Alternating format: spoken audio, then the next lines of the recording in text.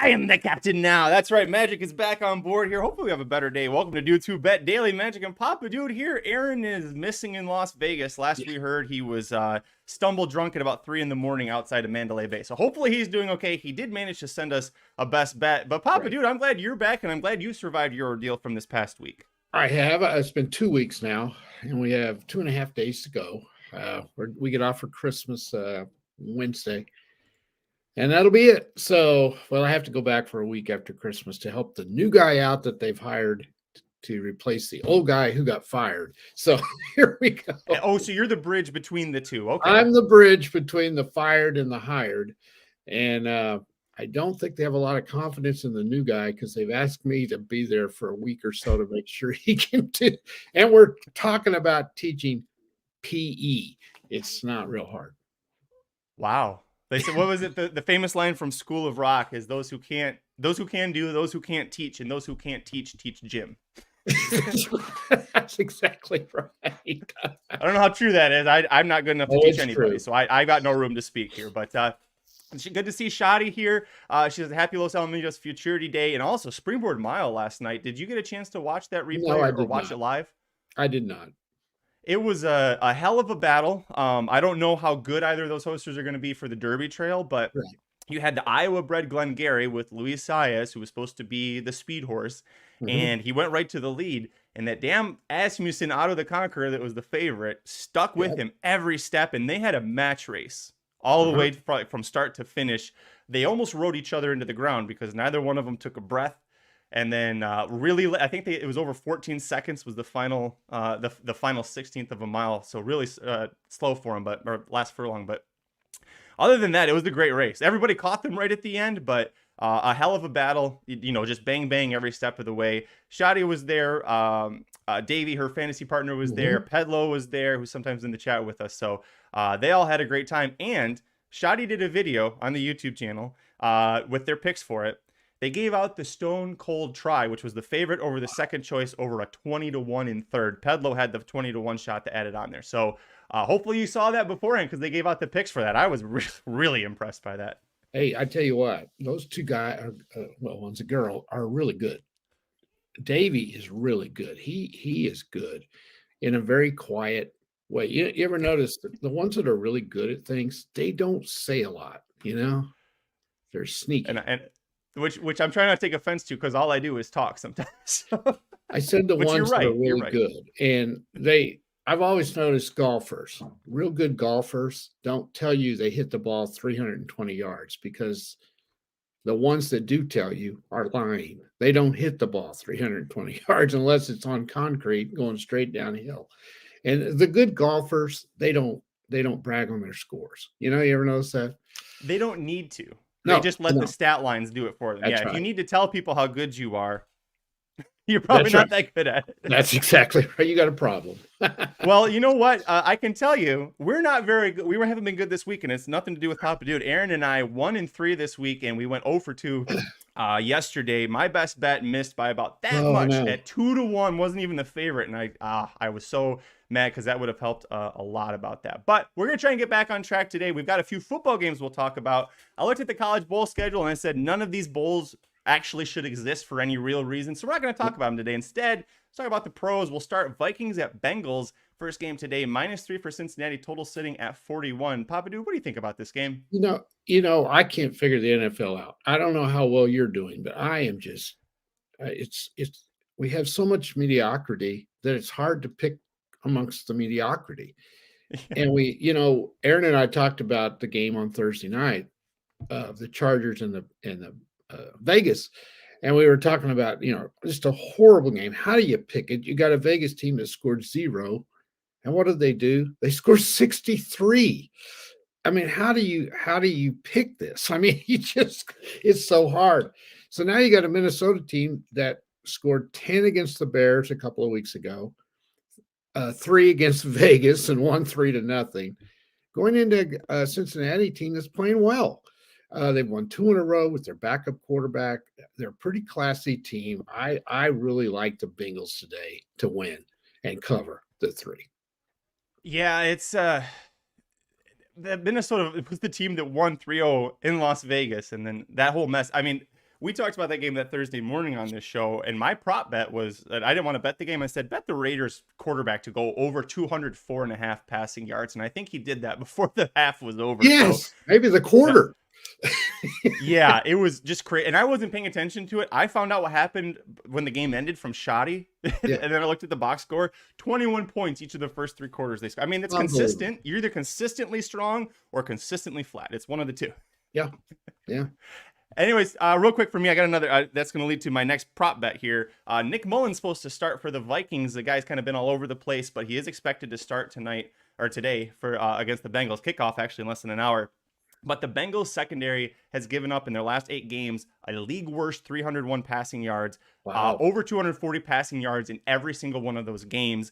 And looking at projections, algorithm, stat-based models, things that are the smart people that don't talk, what they work on, they're projecting as high as 267 yards from Nick Mullens. The average projection is over 250 yards. So 232.5 passing yards, minus 10. I'll take the over on that one.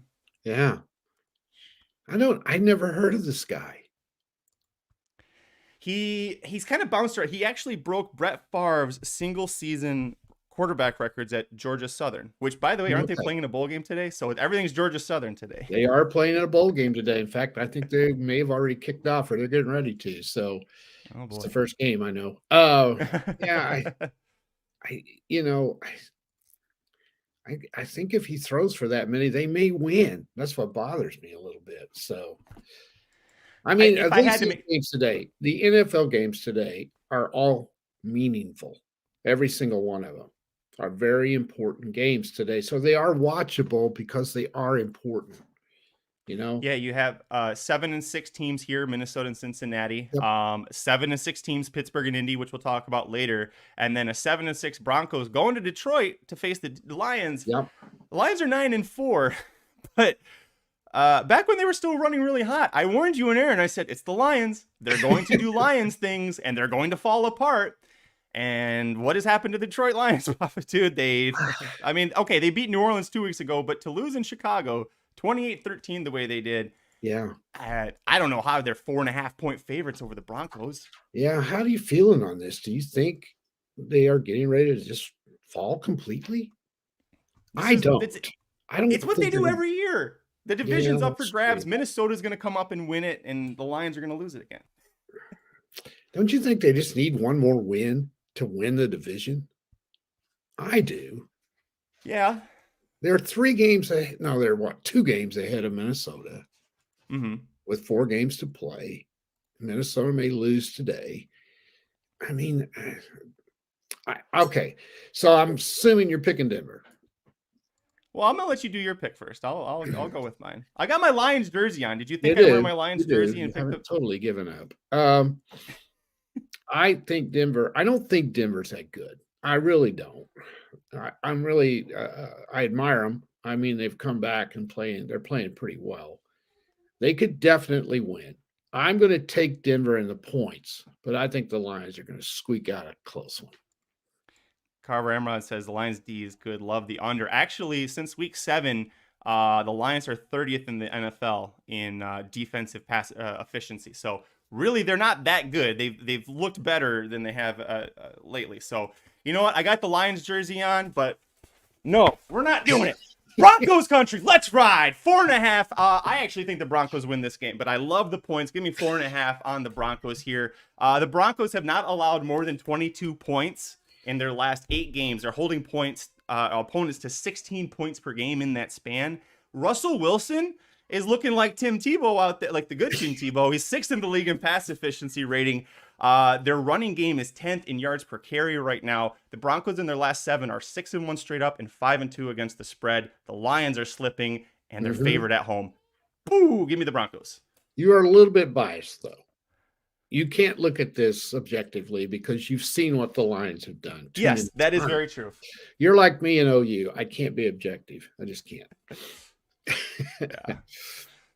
I was ready for that one too. I was all excited. I was going to try and do a Lee Corso with the 2 jerseys in the background, and it was too much work, so I figured I could just make this work instead. All right, let's go over to the last NFL game. It's Steelers at Colts. Colts -1, 1.5, depending on what market you're at. 41.5 the total. Pop Dude, I'm going to turn it over to you because the Colts -1 is your best bet today. It is today. I don't like the way Pittsburgh's playing. You talk about a team that's really killed themselves. They were 7-4 and had the Arizona Cardinals in Pittsburgh. Win that game, go 8-4. Man, you are in the driver's seat to make the playoffs. And they tanked it and got beat. And then they stunk it up last week, too. I can't remember which team beat them. It was a terrible. It's either one of the New York teams or maybe even New England. It was somebody. It was New England last week. Yeah. You can't lose to New England or whoever it was. You can't lose to them. And they did. And I don't like that, the way they're playing. Indy lost last week, too. I don't think either team's worth a crap. But you know what? If Indianapolis wins this game, Jacksonville's got a very good chance to lose tomorrow against Baltimore. And the Colts and the Jags will be tied for the division lead in the AFC South. And who would have thought that 3 or 4 weeks ago? Not me. I think Indy puts out a good one today. They only have to win by a point. Give me the Colts. I think they're going to beat the Steelers today. I'm with you on this one. By the way, Colts quarterback, Gardner Minshew, the second, with no first, and the former Jags quarterback. So to see the two of them kind of be in this battle is going to be an interesting one as well. Yeah, I like the over 2 here. 41.5, I think, is good. The Colts overall this year, they're 9 overs, 4 unders. The Steelers, by the way, 2 overs, 8 unders. Very bad offense. But the Colts offense, they've scored 27 or more points in 5 of their last 7. It's a home offense that's scoring 26.5 points per game. They face 0 top 10 offenses at home. And the Steelers, they're not good, right? But last week, number 1 defense per EPA rush. Now this week, number 31 in the Colts. So I'm hoping we get an offensive explosion. I think the Colts win, but I would at least like the Steelers to put up at least 20 points. And then if they do that, 15, 20 points, over clears easily, I think. Yep. All right. Any final thoughts?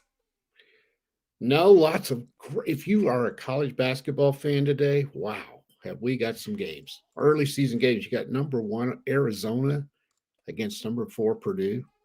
That's a pretty good early season game. North Carolina plays Kentucky. Kansas plays Indiana. There's some big time games today. And the weather here is horrible, so it's a nice day to stay inside here.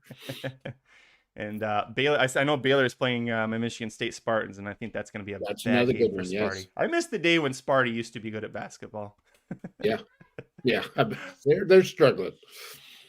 Well, speaking of struggling, it's going to be a struggle for anybody not trained by Bob Baffert to win the Low South Futurity. That's our race of the day, race 9, the fifth and final. Wow, I'm used to hosting Magic Mike show. The 9th and final race of the day for daytime racing at Los Al. 6 Colts, 2 years old, entered, going a mile and a 16th on the dirt. 3 of them from Bob Baffert. Papa Dude, who you got in this one? Well, I hate these 2-year-old races. I hate them. Just don't know enough about the horses. So I struggle. I'm down to 2, the 5 and the 6. You probably are too. Or maybe you're going somebody different. But I'm between the 2. And we got Coach Prime as the 5. And we got Wind Me Up as the 6. Wind Me Up has got the most experience because Coach Prime has ran twice. The thing I'm going with Coach Prime is they started the horse on turf. Finished 3rd, and then they switched him to the dirt, won by 7. That's pretty impressive. I think they just goofed up, put him on the turf first, decided to switch him, and look what he did. Wind Me Up was very good in winning the first time. Then finished 2nd in the American Pharaoh, which is good. Grade 1, finished 2nd, and then was awful in the Breeders' Cup. Now, Magic, you were there that day. And, right? Weren't you? Yeah. I mean, the horse just stopped, right? He wasn't. He was way over his head. They went there because he was 2nd to Muth, but he was a beaten 2nd in that race. And it made sense for them to try it, but he's a speed early horse, and he didn't go out early, and that he kind of torpedoed. So exactly. Now, if he goes out and gets the lead, he may win this one today. So I'm going to guess what I usually do. The 5 doesn't have the experience that the 6 has, but he may be better. So I'm going to go with Coach Prime over Wind Me Up today. Yep, same exact for me. I like the idea that Baffert, even though the horse debuted at 2 turns, Coach Prime, there's some turf breeding there, so you understand why, and he ran pretty well for his debut, but he debuted at a mile, and that tells me that this horse, whatever surface, distance is what we need. Yeah. Wind me up, 6 furlongs, one looked good. The breeding says he should do 2 turns, but I think he's going to be a horse that gets better as he gets older. Vino Rosso peaked at the end of his 4-year-old campaign. He was good at 3, but he was better at 4. Kitten's Joy horses, they tend to get better as they get older as well. So I'm with you on Coach Prime. I think the 3 and the 6 kind of duel it out early. The 5 is going to sit right behind them like he did in his last race and just pounce. I think the 1 Moonlit Sonata, as far as a price to complete the try, I think it could go 5-6-1. This horse only has the 1 start, but it was 6.5 furlongs, and so he probably would like 2 turns, but came from well off the pace and doesn't have a problem passing horses. You look through this field, the 2 doesn't pass horses. The 3 doesn't pass horses. 4 doesn't belong here. The 5 and the 6 we've already talked about. So, and the 6, by the way, doesn't pass horses. So if he goes out there with the 3, they'll both fade. A 2-5 exacta if it's paying, or I'm sorry, a 5-1 exacta if it's paying well. That could be a good one to do as well. Yeah, I've got the one written down as well, and that's, just kind of an inexperienced horse, but there's not a lot of quality, I don't think, in this. I mean, Wind Me Up, he's got the most experience. If there is, it's Coach Prime, right? If there's a great horse for the Derby Trail out of this, it's probably I think Coach so Prime. too. Yeah, we're gonna find out a little bit more today. Yeah. By the way, Trent Fro Jr. Corrected me. I misspoke because Georgia Southern was playing. Brett Favre and Nick Mullins both went to Southern Miss. So thank you for the correction. I did screw that up, but that's why I like to stick to horse racing. I don't remember that stuff. No, you got the Southern right. That's pretty good. That's good. Hangover Hannah's not here to make his best bet description, so I'll do that. Delta Downs race 2. Post time is 6:34 Eastern, so it's going to be later in the day. So after you take all your football winnings, parlay it all onto the 4 Carpe Horseshoe in race 2. This is a Carl Broberg horse. It had Delta Downs, which Broberg usually does very well there. He's 25% on the year. But this horse is coming out of 3 sprints that he won. 4 races back, he won a mile at Delta Downs, and he won by 11 lengths. We're back to a mile at Delta Downs. It's a higher level class than that day, but still lower than what he faced his last 3 starts. And he looks like lone speed. I get why Aaron's playing this. He would say, be careful on the price because he has 4-5 morning line. Was 1-9 last out when he won 6.5 furlongs. But Aaron has had 2 horses not run at all for him this week, and I think he's just trying to get a confidence booster here. I respect that. So he's going to go with Carpe Horseshoe. I'm guessing you probably didn't look at Delta Downs today. No. That's quite all right.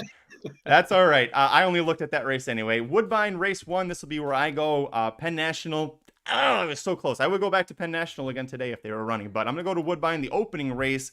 This is a starter allowance on the synth going 6.5 furlongs. I love the number 5 Kitten's Romance, who is right now 2-1.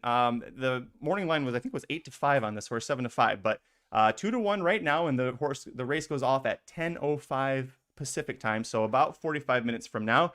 But this is the horse that really outmatches this group. 2 back, 1-7 furlongs over this field or over this track at the same level. Came back last time and just kind of got pushed behind. There was a much tougher horse than what he's facing in here that beat him, but he was still well clear of every horse in that spot. So I'm going to go with the 5 Kitten's Romance. Again, 2-1. Well, actually just dipped back down to 8-5. So probably going to be a little closer to even money, but the odds are holding okay. So I'm going to take this one with my favorite jockey at Woodbine, Rafi Hernandez, to win it. So any final thoughts before we get out of here, Papa Dude? Nope. I'm going to be in front of the tube, have the fireplace on, and enjoy the day. May go do a little bit of Christmas shopping. Maybe do a little bit of Christmas shopping. Yeah, well, you got 9 days, so you better get on that. That's right. I'm about done. Oh, okay, good. Yeah, I just have the little miscellaneous stuff. That's what I've got left too. That's Tuesday next week. That's when I'm doing it. All right, there you go. All right, here we go. The final best bets. Aaron, Delta Downs race 2, number 4, Carpe Horseshoe. Magic Woodbine race 1, number 5 Kitten's Romance. Papa Dude Colts -1 at -110. We're 1-3 on the week, down $280. However, $595 still up on the year. We'll get it back this week, and I got a good feeling.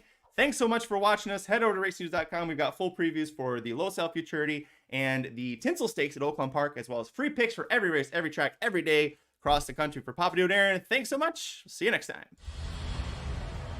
If you do not agree with this, you're cursed.